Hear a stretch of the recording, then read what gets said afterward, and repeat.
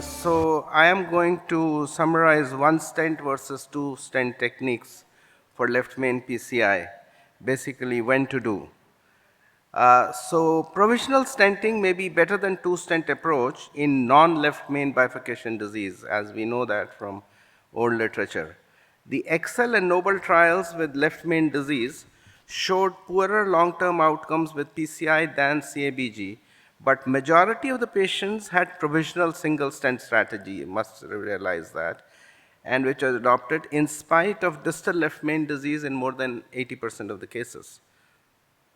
So this is a comparison in regular non-left main bifurcations from older trials, and it showed that maybe one stent technique is better than two stent. Okay. Now, factors determining left main PCI outcomes. You see the Medina type of classification, size of the side branch or the angle of takeoff, tortuosity levels, very important, we were talking about it. Complexity of the disease in general, calcification, thrombus, CTO. Distal disease, if it is there, that is disease beyond the left main. Operator experience in left main stenting, plays an important role in the outcomes. Stenting strategy or the technique used, one stent, two stent, three stents. Imaging-based sizing if it is done, and the final result that you give. So all these factors are going to play roles in final outcomes. I think this is the Medina classification. Everyone knows that. We can skip that. Now, basically the stenting techniques, one stent technique, when you do, pot is a must, final kissing balloon is mandatory, usually for left main. Crossover stenting with or without balloon to side branch, you can do that. Or you can have, when there is a need for a second stent with the one stent technique, you can do it with either a reverse or internal crush, or you can do anything like T-tap or culotte. In the two stent techniques, again, pot and FKB are mandatory. Usually the side branch stent first. Crush, mini crush, nano crush, whatever, these are all similar techniques. You're crushing the side branch stent. DK crush adds a step of kissing balloon before the second stent is put, which basically improves the wire crossing at the end of the procedure into the side branch, or you can choose T-tap or culotte. So these are the different techniques. We are versed with it. I'll try to compare which one where. A strong guiding principle for two-stent technique, which vessel to be stented first? Always the side branch or the smaller branch first. Also the more angulated branch first, because it will be difficult to recross later. Basic difference between single kissing crush versus DK crush. All crush techniques are principally similar. Side branch stent protrusions into the main branch are different. Classic crush, you have longer protrusions, mini crush, smaller. Nano crush almost becomes like T. So DK crush has an additional step, as I told you, of recrossing and doing a kissing balloon before the main vessel stent is put. This is more to technically improve the chances of successful final wire recross and final kissing balloon rather than the clinical outcomes independently. It will not change the clinical outcomes, I think.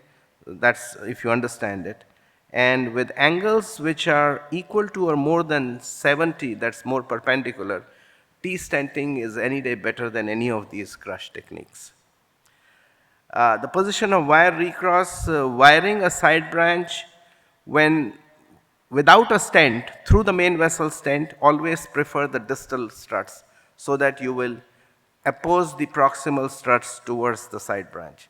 And when you are rewiring a side branch with a stent already placed in the side branch, in that situation, a proximal strut is better so that you don't distort the carina. Okay? So a few principles. Now, which strategy to choose? Now, everything depends on data. So where is the data? So, these were all the trials that were done over years. And on the left main, actually, there are only two trials, the DK Crush 5 and the EBC left main. And we'll talk a bit about it.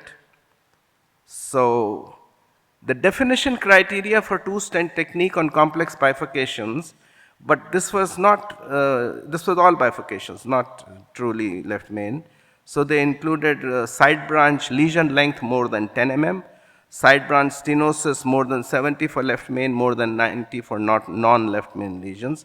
These are the two major criteria if they are there, plus any two minor, including mild calcification, multiple lesions, bifurcation angle less than 45, more than 70, both are odd, and main vessel lesion length more than 25 millimeter, thrombus containing lesion. All these things making it a little more complex, so then probably two stent technique. So this is the DK Crush trial, which was from China, Dr. Xiao Chen, and which is the only trial which was, it's a good trial, 482 patients, Medina 111 or 011, and what it showed was that the primary endpoint was at 1 year composite rate of cardiac death, TVR, target myocardial infarction, and clinically different TLR was significantly less. Now you see this. So with two stent technique, in fact, it is better, less events than the one stent technique. Death, target vessel, MI, TLR, everything in favor, and all statistically significant. That is the important thing that is important. And stent thrombosis also less significant. The other thing that was observed in this trial was, even if, now this is a complex left main where you have long lesions, severe in the circumflex. Now here this is again 000, but circumflex lesion is not that severe, and it is not that long either, very short. Still, the events were less with the two stent technique than the so-called provisional technique. Okay? So that favored a two stent technique, at least for complex this thing. And then the EBC left main, again 460 odd patients, multi-center study, and similar endpoints, and provisional approach versus systematic two stent approach. Well, yes, step-by-step layered approach, you do POT, and then depending on how the results come, you can go on to KISS or not. And then step-by-step approach, you have a elective two-stent approach. So here, now you see the primary endpoints.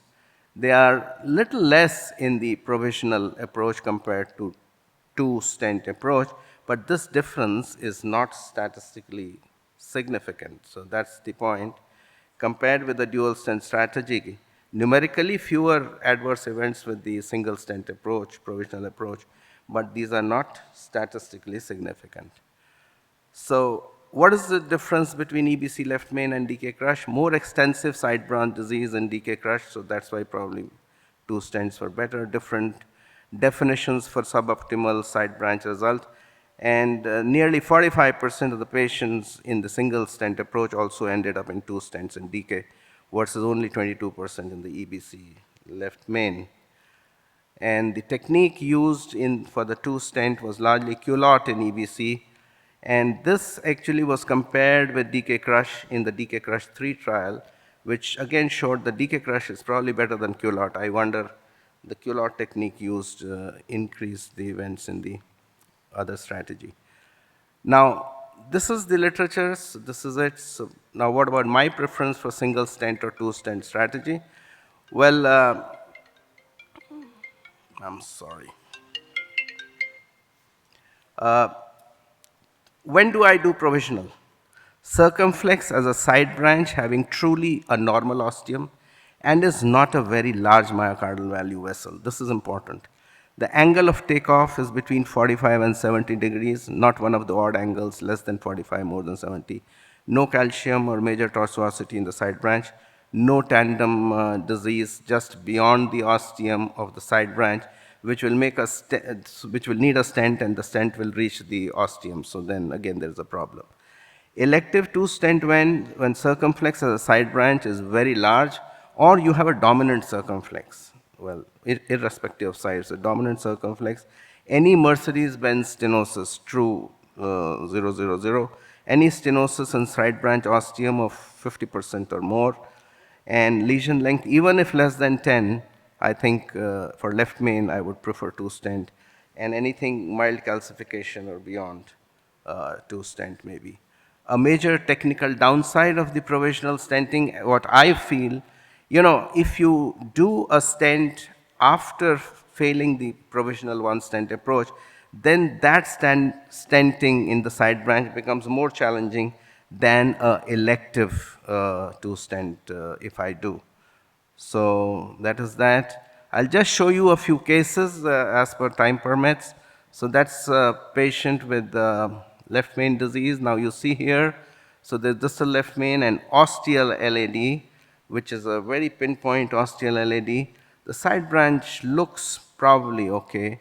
So we do IVUS. We do eye imaging largely for sizing these vessels because that's very important. So that's the IVUS. So what we do is, so the left main is about 4.3 to 4.5 average, proximal LAD about 3.7, and distal LAD about 3. So what we do is we take a 3-0 cutting balloon because ostial lesions are better handled with cutting balloons. They open up without dissections. And you see that's a beautiful result, almost looking like normal just after cutting balloon. So then there is distal disease, means beyond the left main, so that is stented first with a 3-0 stent, and then proximal 4-0 because we knew the size and by the IVUS. And so now you see some pinching of the side branch. So you do a rewiring and you've done a pot, you do a rewiring and final kissing, and that's the final result. And then to see the final result, you've done OCT to see how good or bad it is. So, so most of the stent struts are white, so it's well opposed stent. There's no red dots there. And that's the hole that has been produced into the side branch with no struts really crossing that hole centrally. So it looks okay.